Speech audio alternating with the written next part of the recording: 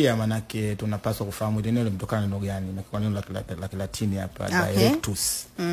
Ambalo ni maana kwamba kitu ambacho ni moja kwa moja au kitu ambacho kimenyooka. Aidha kimenyooka kimewekwa katika ile misingi ya haki. Kwa tunavyosema sheria manake tunasemea sheria ni mfumo wa kanuni.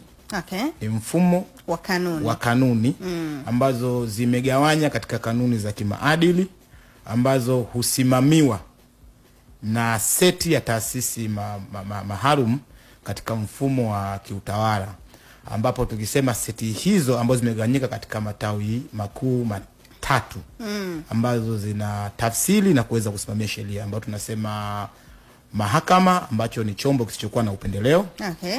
Lakini pia tunasema bunge ambacho kazi yake ni kutunga sheria na kusimamia serikali na bajeti mbalimbali za Watanzania. Lakini pia vile vile tunakuja sasa serikali yenye kuwajibika. Kwa hiyo sasa hiki ndio tunasema kwamba sheria manake ni seti hizo, ni kanuni, yani ni mfumo wa kanuni ambazo zinasimamiwa na seti maalum.